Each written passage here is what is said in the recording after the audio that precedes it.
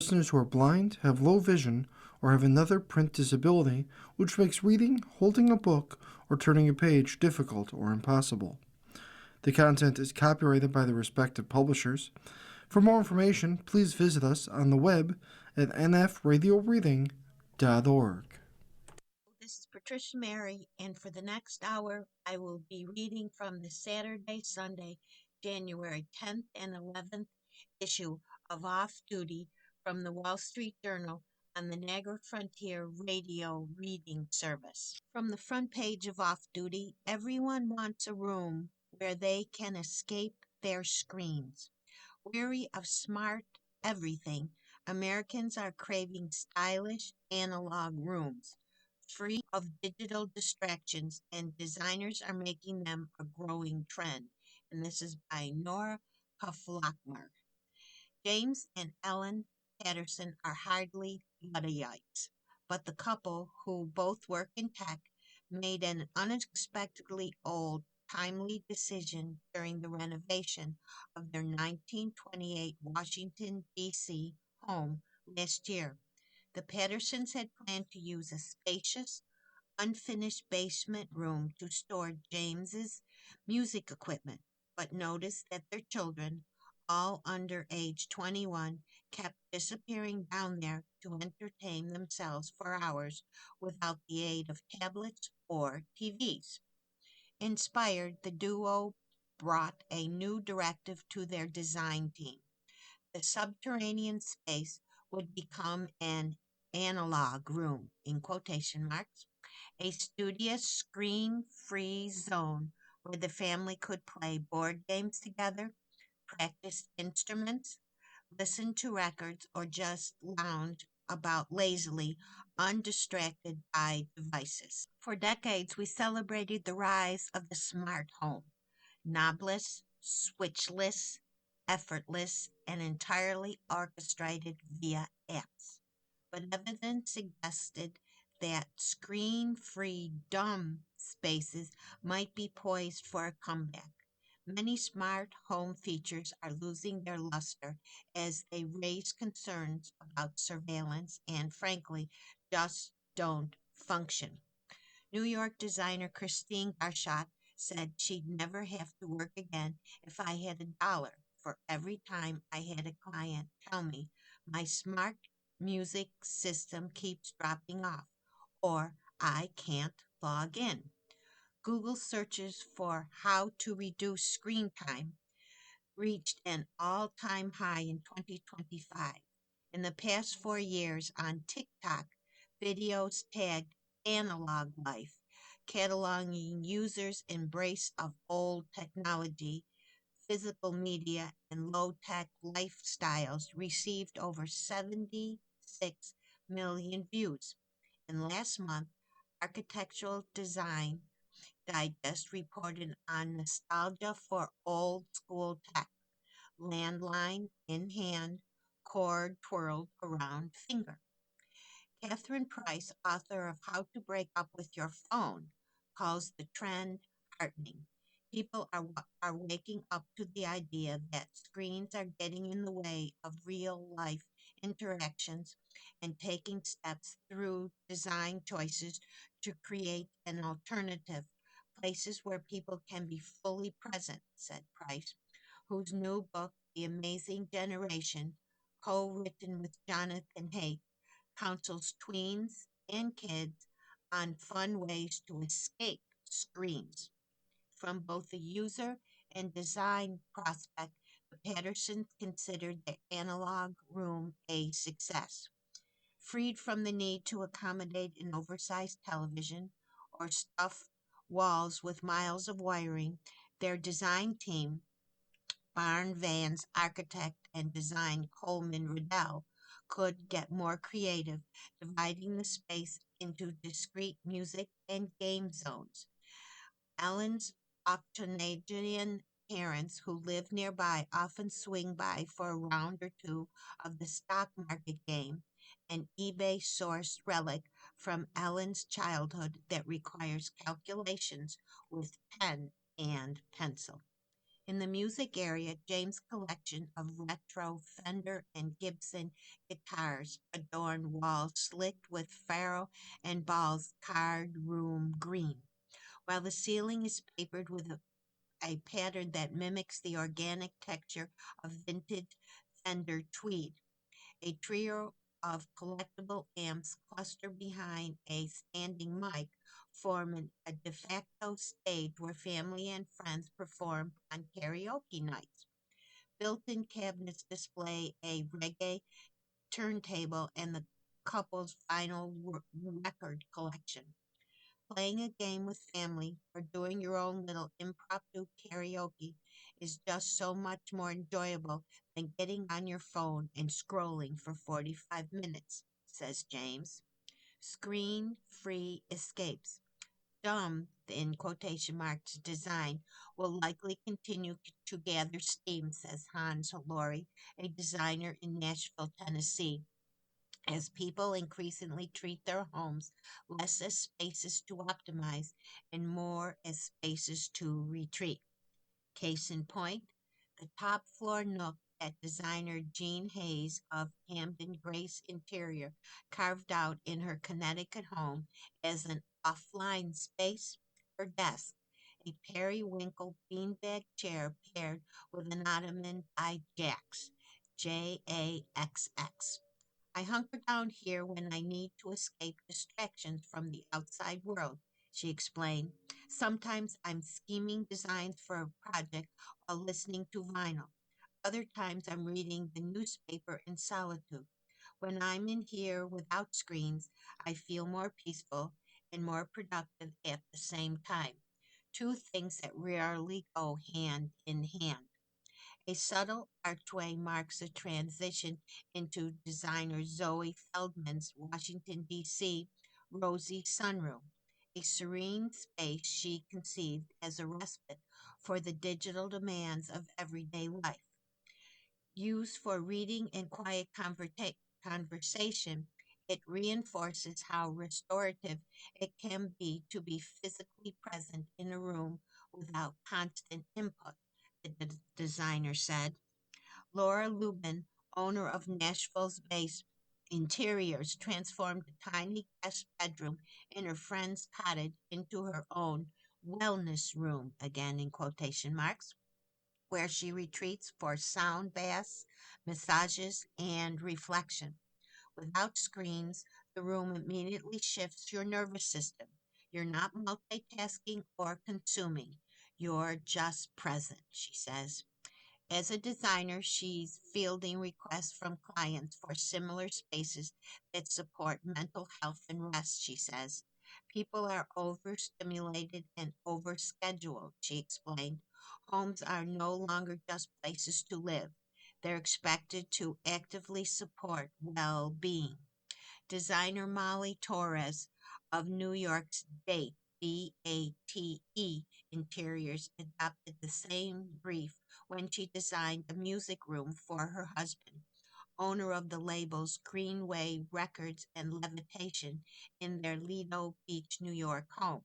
He goes there nightly to listen to records or play his guitar. The game closet from the townhouse in the Royal Tenenbaums. That idea is back too, says Garash. Last year she designed an epic game room backed by a rock climbing wall for a young family in Montana.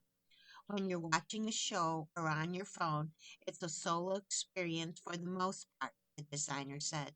The family really wanted to encourage everybody to do things together. Analog accessories. Don't have the space or the budget to kit out an entire retro rec room? There are a lot of small tweaks you can make even if you don't have the time, energy, or budget to design a fully analog room from scratch, says Price. Gajot says the small things in people's lives are cues of what the bigger trends are. More of her clients, she noticed, have been requesting retrograde staples, such as an analog clock and a magazine rack. For her Los Angeles living room, chef Sarah Kramer sourced a vintage piano from Craigslist to be the room's centerpiece rather than sacrifice its design to the dominant black box of a smart TV. Alabama designer Lauren Connor recently worked with a client who bought a home with a rotary phone. Rather than rip it out, she decided to keep it up and running, adding a silver receiver cover embellished with her grandmother's initials. Some throwback accessories aren't so subtle. Melina Morda was browsing listings from the public sale auction house in Hudson, New York, when she spotted a phone booth from Bell's system circa the late 1950s and successfully bid on it for a few $100s. It was a pandemic impulse buy, she says. In 2023, she and her husband, Frank Sisti Jr., began working with designer Elliot Meir and contractor Reedbuild to integrate the booth into what had been a hallway linen closet in their Brooklyn townhouse. Canadian supplier Old Homeworks refurbished the phone and sold them the pulse to tone converter that translates the rotary dial to a modern phone line. The couple had collected a vintage, whimsical, animal adorned wallpaper featured in different colorways in Kiwi's Playhouse and had just enough to cover the phone's booth interior. Their children, ages 9 and 11, don't have their own phones, so they use the booth to communicate with family. It's also become a favorite spot for hiding away with stacks of Archie comic books. The booth has brought back memories of meandering calls from Warden's own youth, along with some of the era's simplest joys. As Mara puts it, it's got this magical wardrobe kind of feeling. You are listening to the reading of articles and features from Off Duty from the Wall Street Journal and the Neger Frontier Radio Reading Service. From the fashion page, the men who are super competitive about sleep and the gear they swear by. Why these startup founders and business leaders all swear by a $3,000 temperature controlled bed cover, and why one chucked his sleep tracking Oura ring for a Garmin. And this is by Matt Ali. Nicholas Flander began thinking deeply about his sleep a few years ago when 12, the carbon transformation company he co founded in the Bay Area, was in the midst of funding rounds. The stress was having an impact on my sleep, he said. He sought out fixes. Today, Flanders, who's in his 30s, has an impressive sleep stack, the term for the set of tools and tech that obsessive uses to optimize their sleep. His matrix cover changes temperature throughout the night. His Aura, AURA ring 4 tracks sleep stages. An eye mask collection seals out light. Mouth tape might aid with oxygen intake, and a red light lamp may support melatonin production. Since using these, he says he feels generally more rested and less groggy, needing fewer coffees. Flanders is among a new breed of entrepreneurs and business leaders that not only view sleep as crucial to performing at work, but equips itself accordingly. He asked, we asked a handful of them to reveal their sleep stacks and other tips. Most start with wearable devices to track sleep. You can't walk into any finance, investor, or media event in New York without the glint of 1,000 aura rings, says Jonathan Rosen, 47, the CEO of Orchestra, a New York strategic communications and marketing firm. But Rosen recently switched from an Aura ring to a $450 Gammon Forerunner 265 watch. He found that if he slept badly, the Aura Daily Readiness Score, which suggests how prepared your body is for the day, could throw him off. It actually psychs you out for the day. The Garmin tracks much of the same data, sleep hours, the length of each sleep stage, and similarly recommends habits, but he finds its tone less assaulting. Nicer, he joked, than "You will collapse today. Abandon all hope." Bryn Ferris, 32, the co-founder of protein shake company Grounded and self-professed sleep nerd, looks at the sleep data his WOP 4.0 collects a few days later. That way he doesn't get too obsessed on a day-to-day basis. Ferris, who splits his time between London and Los Angeles, normally aims for 8 hours of sleep. If he slips below 6.5 for more than a few nights, he recommits to sleeping well. Matthew Walker, professor of neuroscience at the University of California, Berkeley, and author of Why We Sleep, 2017, tracks his sleep with an Aura ring and an 8 sleep pod, essentially a mattress cover with built-in sensors that detect heartbeat and breathing. He recommends using data as a guide and a trend tool. Trackers can help people see patterns, irregular timing, shortened sleep, late caffeine or alcohol, and that awareness alone can prompt better decisions. The 8 sleep pod, the latest, starts at $3,049, contains tiny capillaries full of heated or cooled water so that you can regulate your bed's temperature. It instantly has a positive effect on my sleep. I feel more rested more regularly, says Jason Martyr, 35, who runs a design studio in Truckee, California. Before, he often overheated at night, which would affect his sleep. That just stopped happening, said Martyr, who sleeps in boxers and likes his 8 sleep on the coldest setting, the equivalent of roughly 55 degrees Fahrenheit. Everyone thinks I'm a psycho. Since Flanders started using the 8 sleep last summer, he gets an average of 15 to 20 minutes more deep sleep per night, about a 25% increase. He says he's found a high correlation between how rested I feel and the quality of deep sleep I get. Flanders snoozes in the hairy short pajama set from eBay, made from a mixture of beech pulp and elastine. He praises the softness of the material and the loose but not baggy cut. Marauder, who sleeps 7 to 8 hours per night, considers earplugs and a sleep mask crucial to his multi-layered defense.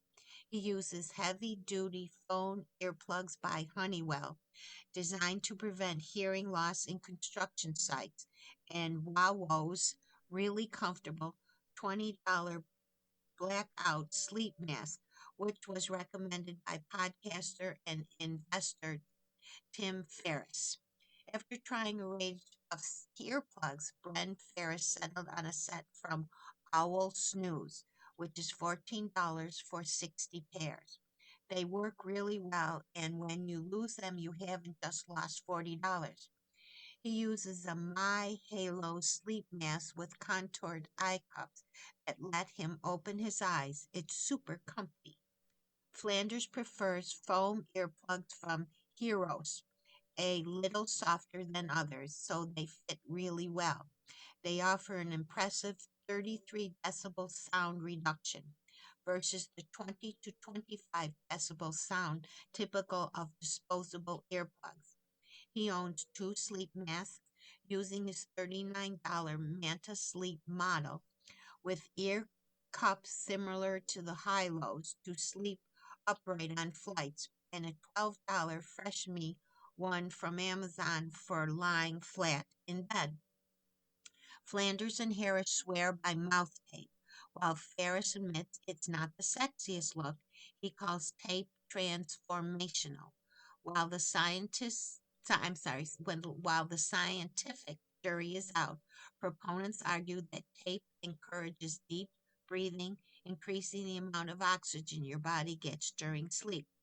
Ferris says that when he uses tape, I wake up and my brain definitely feels different. He favors the Longevity brand, partly for its convenient mouth packs. Flanders prefers Hush strips, which work if you have some stubble. Ferris keeps a Levoit air purifier in his bedroom to remove dust from the air and support nasal breathing. Before bed, he takes supplements by 8 hours that contain natural ingredients such as apidin from chamomile flower and promises to and made it promised to aid mental relaxation. Sound like a bit much? Walker, the neuroscientist professor, offers tips for better sleep without tech. In the hour before bed, he says reduce bright light and create a wind down routine. Beyond that, keep the bedroom cool and go to bed and wake up at consistent times because sleep thrives on rhythm.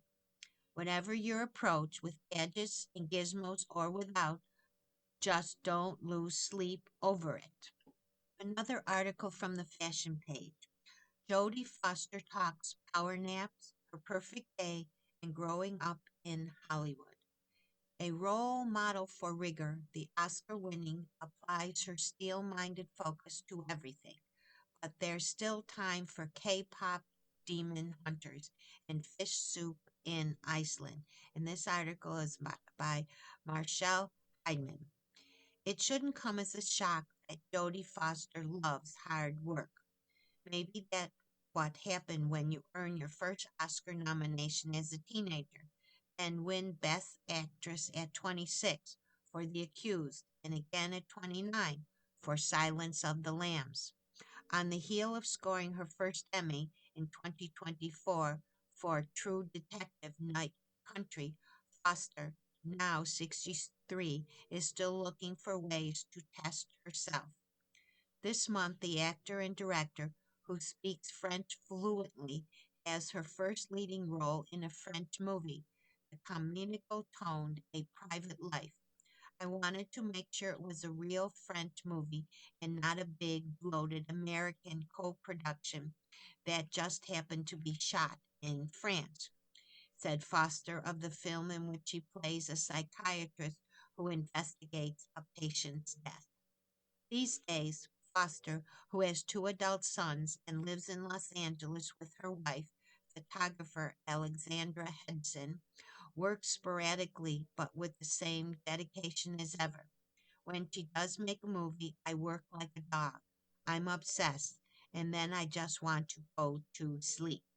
Here she talks about her ardent love of naps, her favorite sneakers, and why no place beats Iceland. I feel lost if I don't have a routine. I'm a disciplined person. When I'm making a movie, I can't stay on my routine. I have 4 months of working 15 hours a day, and all I do is sleep through the weekend. I don't talk to anyone. I don't know what's happening in the news. I just have to look at the character and what I'm headed towards. When the movie is over, I'm like, thank God that's over. I go back to sleep. I do nothing. I become a total couch potato. I get really bored. Then I go into therapy and it all starts all over again. It's like a 1 year cycle. I am somebody who lays out my clothes every night before I go to bed, every single night of my life, even if my clothes are tennis shoes and jogging pants. What's the benefit of that? I don't have to think about it the next day. It's not a chore. It makes me happy. When it comes to food, I'm a 3 meals a day person. For breakfast, I either have granola, an apple with almond butter, or yogurt. I like plain Greek yogurt. I eat any kind. I'm not picky. For lunch, I have the same thing every day, a wrap with turkey, lettuce, tomatoes, and cheese. My family is very good at ordering in. I like the food at Pink Pepper in Hollywood. They have a green curry that's spicy, but not too spicy. I don't know anything about pop culture, but I told my kids about La Boobas. They've never heard of them. I learned it from my friend's daughter. Otherwise, my kids send me videos and memes. They brought out Charlie XCX last Christmas. I never listen to music at the gym, but unfortunately they have it on. I like to work out to the news. Weird, but that's what I like to do. I go to the gym every day. That's a big part of my life. I do it all: weights, machines, balance, cardio, and stretching. I grew up in the actual city of Los Angeles. I'm sorry, Hollywood, Los Angeles, California. It's a good place to be private and anonymous. Spend the day however you want to spend it. The best restaurant to eat alone in LA is Republical. They have a great bar. The best city to be alone in is any city you can walk. For me, that's Paris. You can walk the whole city. If I'm there for a couple of months, I go through a pair of tennis shoes. I really do walk miles and miles a day in Paris. I like Hoka sneakers because I'm over 60. I love them. They've saved my feet. When I got past the 10,000 steps, it hurt. Now that I have Hokas, it doesn't hurt anymore. I don't particularly like to be out after dark. If I have to, I will, but I really like being home when it's dark. I'll ski whenever there's snow, but I like Idaho. I have fabulous skis by an Austrian company called Kestel, Kastle, two dots above the A. But they're too fast for me now because I tore my ACL. I love ski wear by KJUS. It's very elegant and minimalist. I don't do any sponsorships. I don't sell clothes. I don't sell makeup. My family always jokes if KJUS came to you and said, "We'll pay you 25 cents to wear our clothes and ski on every single mountain in the world." Would you do that? Yes, I would. I admit I like taking naps. Sleeping is necessary, but a nap is just perfection. The perfect timing for a nap is 45 minutes or an hour. But 2 hours is pretty damn good. My perfect day means I get up early. All my ski gear is already out. I do porridge so I don't have to stop for lunch. Only wimpy people stop for lunch. I come back and eat something. I take a nap, a 3 or 4 o'clock nap. By the time I wake up, it's completely dark. I watch movies for the rest of the day. There are so many good movies this year, but I really love La Gazzetta, an Italian movie directed by Paolo Sorrentino. It's mature, it's educational, and intellectual and emotional. K-pop Demon Hunters is pretty awesome. It's really good. You should watch it. Iceland is the best place I've seen. Scandinavians love to eat well. Everyone speaks a million languages. All these blonde people that look like supermodels can chop wood and do things with their bare hands. In Iceland, I love hot springs and nature resort. The pools have been made from the water that comes up from the earth with different temperatures. All you see are the mountains. They have fantastic fish soup. They have beautiful modernist Scandinavian houses, all in glass that look out onto the fjord. Fjord is a very good word. The red carpet run through. Whether in column dresses or sharp tailoring, Jodie Foster doesn't shy away from unique award season ensembles. She wore a strapless gown with a train for her best Oscar, The Accused, in 1989. For the Golden Globes in 2024, she's showing off her sheer star power in a long black dress with long sleeves. In the Golden Globes in 2025, again, she was in a long black dress, this time sleeveless. At the Cannes Film Festival in 2025, she was dressed all in a beautiful white Grecian maxi gown. You're listening to reading of articles and features from Off Duty from the Wall Street Journal on the Niagara Frontier Radio Reading Service. Another article from the fashion page: How a $3 grocery bag became an international status symbol. From Seoul to Melbourne, the canvas carrier is the latest marker of being well traveled, in the know, and part of a global conversation. And this is by Mara Brannigan. In London, Holly Davis initially thought her Trader Joe's tote would go unnoticed. The podcaster producer snagged the bag for $2.99 at the grocery store on a trip to Washington, D.C.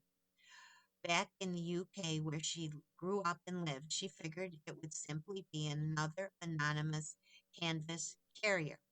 But whenever she spotted another toad in the wild on the tube outside a pub, swinging from someone's shoulder on a crowded street, she felt a spark of recognition. I always make an effort to smile at the person carrying it, which isn't a super common thing to do in London, Davies says. I feel a bit of kindness with other Trader Joe tote carriers.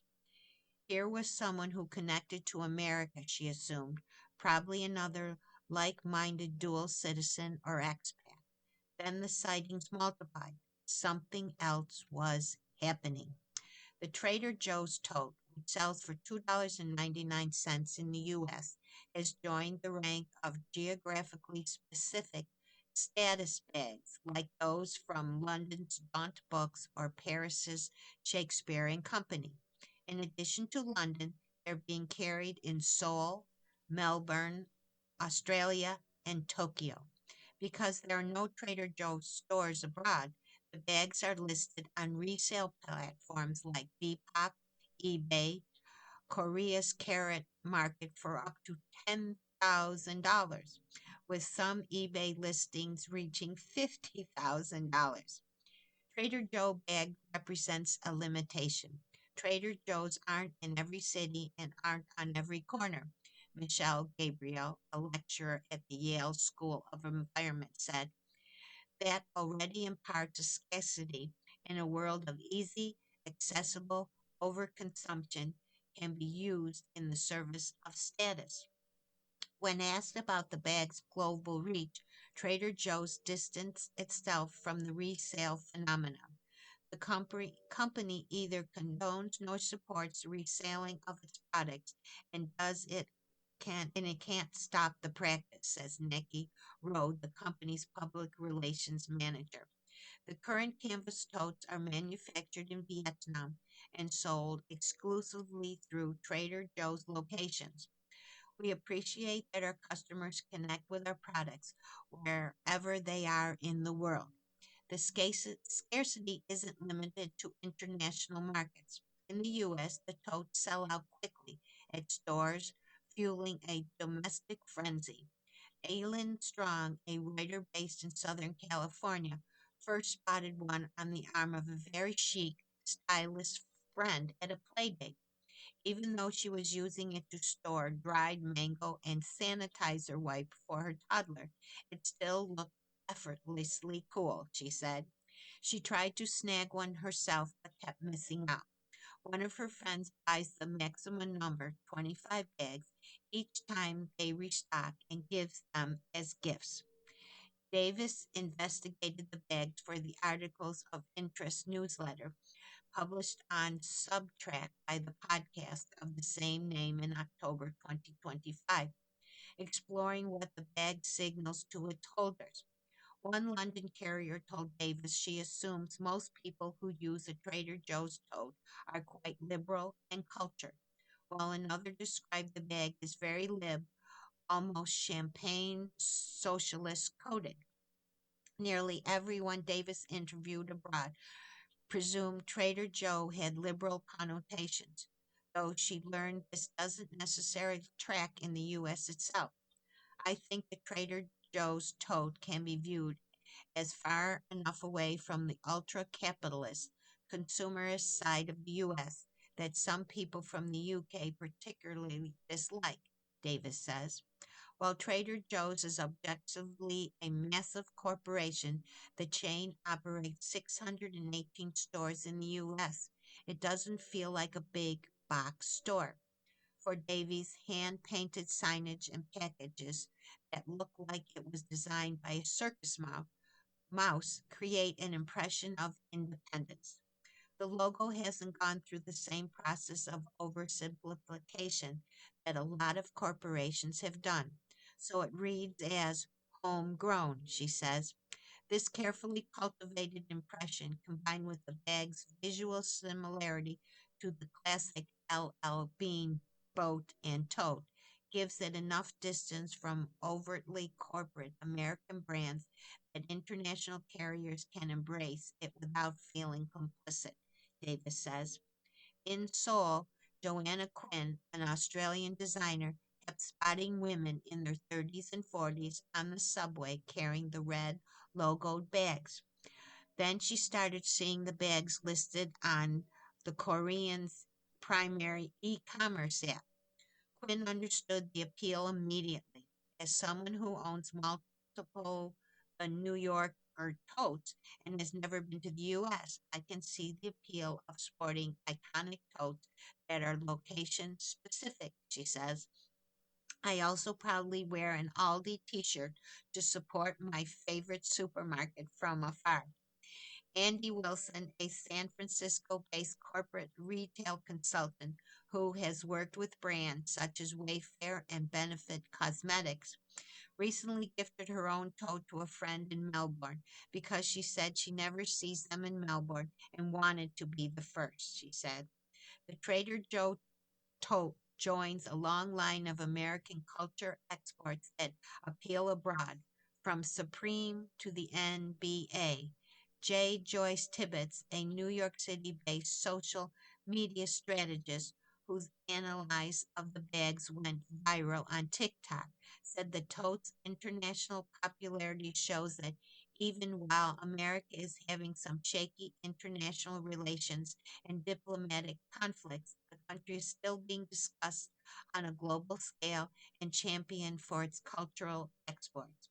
Davy recently traveled to the U.S. from London with marching orders from a few friends. I got to bring them back a Trader Joe's tote. From the food and drink page, this citrus granola is a breakfast reset for burned out cooks. Easy, habit forming, and highly snackable, this recipe is just what you need to battle January's kitchen uni. And who couldn't use a little antioxidant boost right now? And this is by Sarah Karnowitz. December's feasts and fates are a cook's crucible, but by January, chances are your kitchen stamina has begun to sputter out. Still, you need nourishment. The solution? Lower your expectations and arm yourself with simple pantry staples that you can graze on easily, lazily, ideally while peeling a clementine and thumbing a paperback. As good a place as any to start, this recipe for sunny, citrusy granola, a no-brainer breakfast paired with fruit and yogurt, and an irresistible afternoon snack on its own. Arguments over whether this kind of thing actually qualifies as health food won't be solved in these pages, but there's no debating this granola's sturdy, wholesome deliciousness. A glug of olive oil and another of maple syrup lend a subtle, savory, sweet factor. Heaps of old fashioned oats, raw coconut flakes, chopped cashews, and pumpkin seeds amp up the fiber quotient. As long as oranges are in season, take advantage of their perky perfume by stirring a few tablespoons of zest into the mix. Caracaras, blood oranges, seedless navels, whatever juicy specimens look most enticing in the produce aisle will do. To avoid waste, once the granola has baked, go ahead and slice the fruit into the supremes, separating the flesh from the skin, and add those to your yogurt bowl too. Tart dried golden berries, aka Cape gooseberries, round out the recipe and are worth tracking down for their satisfying sour candy chew.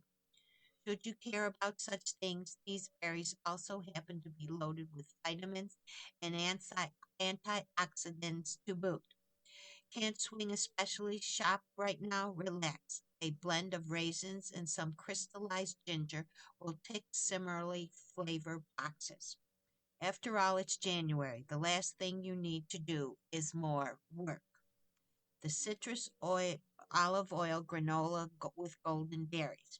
After zesting the oranges called for here, you can use a sharp knife to release the supremes of juicy flesh and serve these along with the granola over yogurt. This recipe also makes a satisfying snack on its own. The total time is 45 minutes and it makes 5 cups. The ingredients are a half a cup of olive oil, a half a cup of maple syrup, 2 tablespoons of dark brown sugar, a zest of 3 oranges, 1 teaspoon of ground ginger, 3 cups of rolled oats, 1.5 cups of unsweetened coconut flakes, 1 cup of cashews chopped, 3/4 of cup of pumpkin seeds, a 1 1/4 teaspoon of kosher salt, 1 egg white beaten, 1 cup of dried golden berries or a mixture of golden raisins and chopped crystallized ginger. For the directions, preheat oven to 325 degrees. In a large measuring cup, combine olive oil, maple syrup, brown sugar, orange zest, and ginger and stir until smooth. In a large bowl, combine oats, coconut, cashews, and pumpkin seeds. Pour in olive mixture and toss until oats are completely coated. Sprinkle with salt and stir in an egg white. Spread granola evenly over a parchment-lined baking sheet. Bake rotating pan and stirring every 10 minutes until golden brown, which is about 30 to 35 minutes. Let cool on baking sheet and break into chunks. Stir in golden berries. Eat as a snack or top for yogurt and seasonal fruit. Granola keeps in a container. This is from the off-duty travel page, the hotel suites where all the furniture is for sale. Ever wished your bedroom looked more like a luxury resort suite? Hotel rooms with shoppable decor have made buying that lamp or comfy sofa as easy as one scan of a QR code. And this is by Nora Walsh. Many luxury hotels let you buy the bathrobe or the fancy moisturizer in the bathroom. But a few spots go further, inviting guests to purchase the sofa they napped on or the coffee table where they ate breakfast. The concept of the shoppable hotel room dates to 1999 when Westin stocked its rooms with the Heavenly Bed by Simpson Bedding Company, which guests could then purchase at Nordstrom. Recently, the trend has picked up pace, and it's become a lot easier to buy something you like on the spot. In Philadelphia, the 50-room hotel Anna and Bell tapped Apologically Home to design its Anna Suite, which debuted last April. The brand outfitted the two-bedroom suite, about $1,000 a night, entirely with decor from its spring 2025 collection, all available to purchase, including a jacquard woven sofa, which sold for $3,298, and a pedestal dining table, which sells for $1,198. It made me want to redecorate my whole house, said Nicole, a Philadelphia based nurse practitioner who booked the suite for a staycation with friends. Nicole resisted the big ticket items, but did purchase holiday mugs using the QR code on a card in the living room. Design Within Reach made a foray into hospitality last April with a home on the vacation rental platform Boutique at Wave House, a restored mid-century landmark in Palm Desert, California. Guests could try and shop the brand's Paul Smith collection.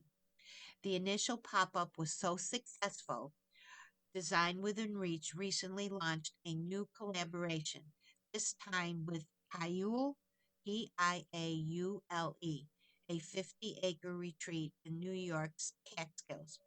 Visitors can buy some of the property's furnishings, including seating by Herman Miller, through a dedicated page on the Design Within Reach platform. While some guests like to try before they buy, others are drawn in by the deals.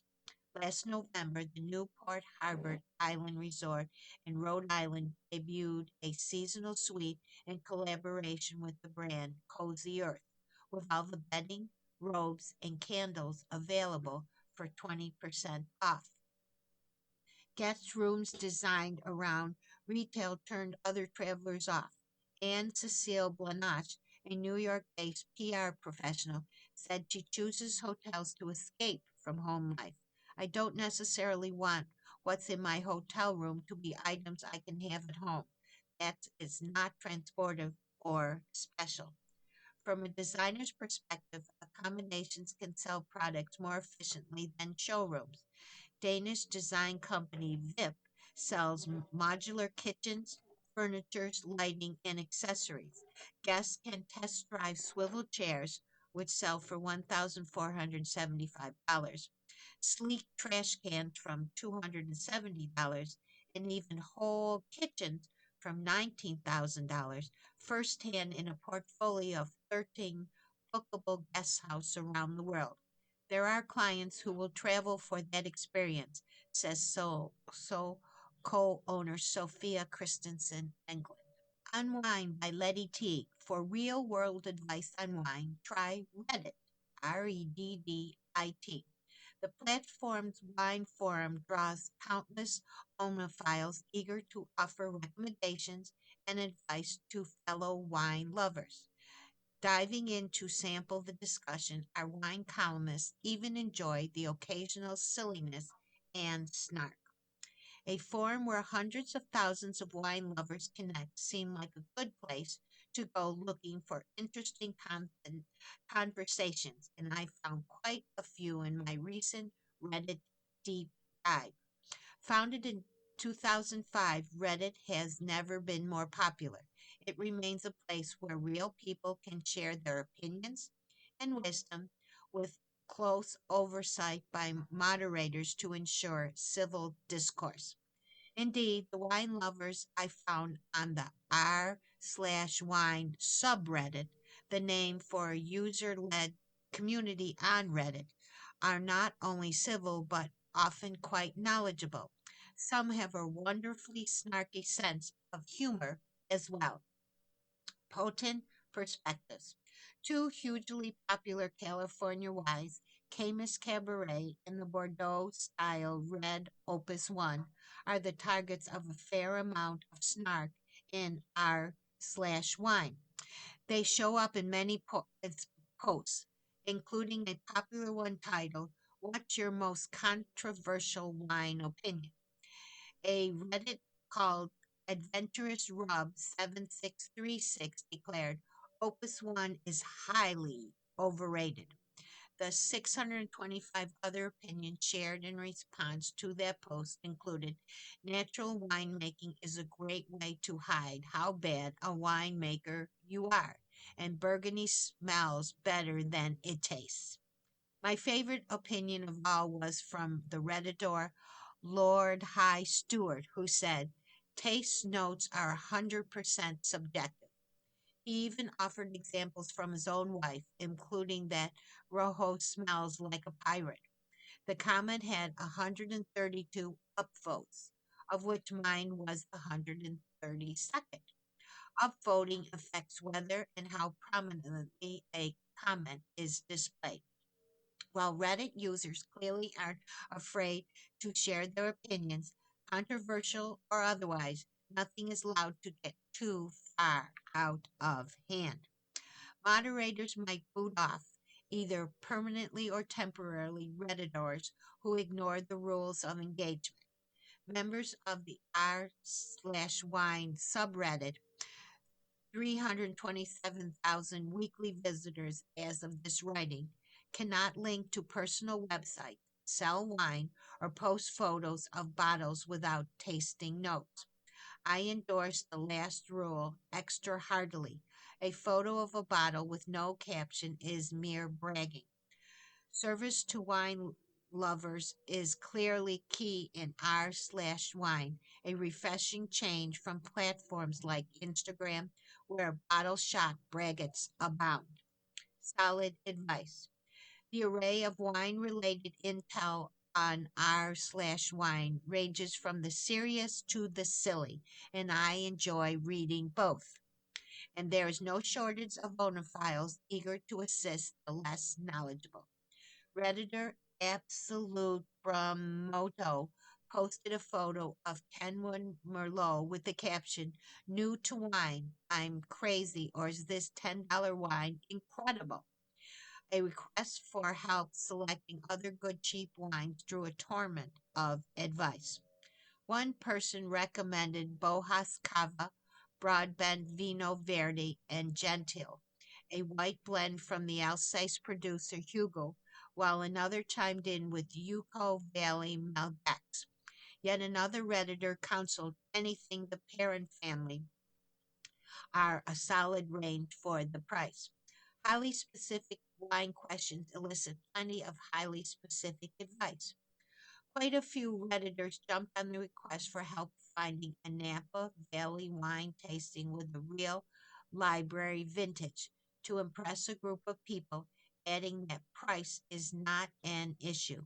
One suggested visiting Corazon, Diamond Creek, and Spring Mountain, all Napa wineries. I too would recommend, and another praised a tasting at Clos Duval.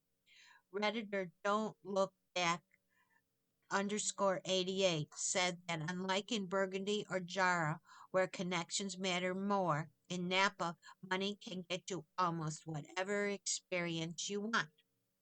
Expensive wine expansive wine experiences and pricey wine show up quite regularly in r/wine, and some of the most common questions I found related to a wine's worth or readiness to drink. Gift wines are another popular topic. Reddick Mark_Solemn asked for an advice on an appropriate replacement for a wine he accidentally consumed, his brother in law's August Briggs Pinot Noir. Fellow Redditors chimed in with helpful suggestions of better Pinot Noirs like a new St. George's or a bottle by Domaine. Because you're saying I'm sorry, replacing it with rather something a tad nicer is probably the good move, wrote resident_aid_9381, who suggested Christum Mount Jefferson Pinot Noir from Oregon, noting that it's a bit pricier but not so ostensibly so. A supportive community. Lime Immediate 6115 confessed, I see pictures and descriptions of many of the wines in this subreddit, and I truly feel I don't belong here anymore.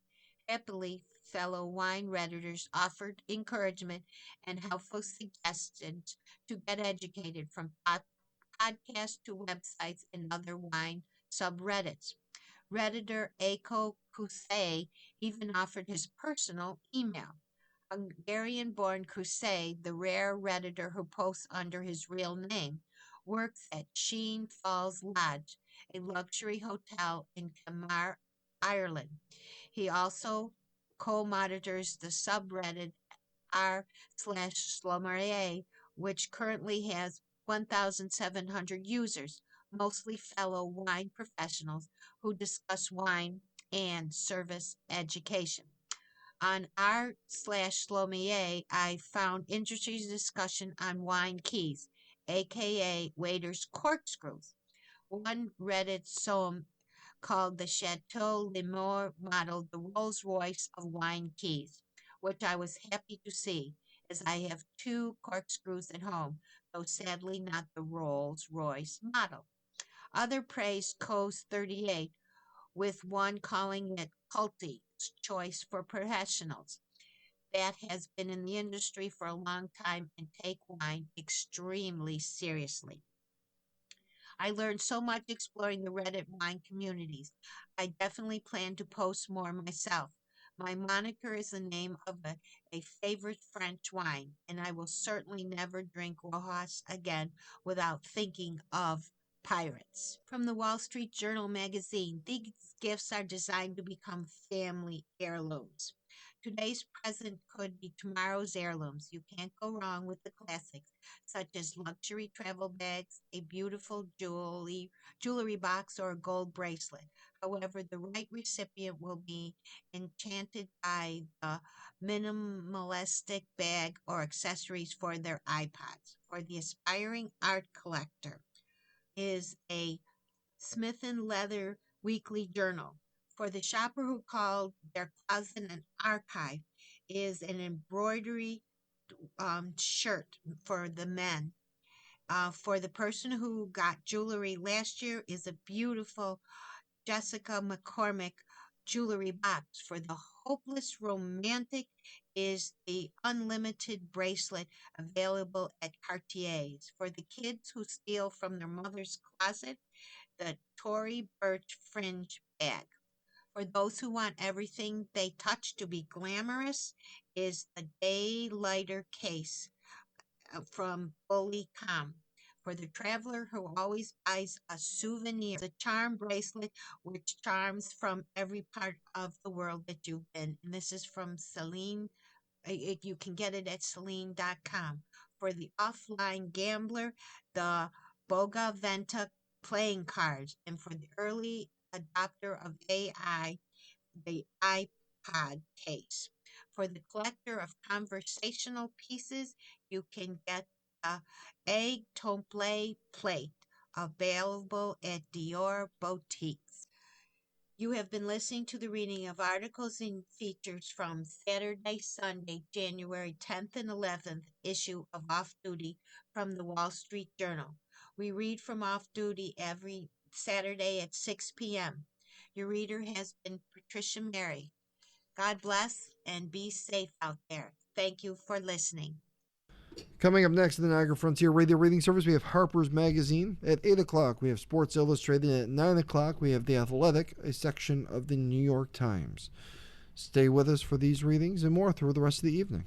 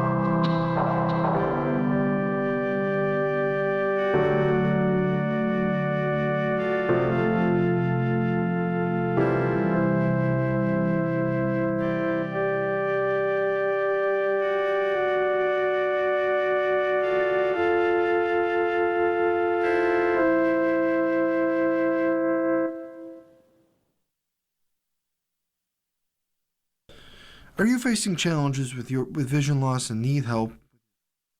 The following program is intended for listeners who are blind, have low vision,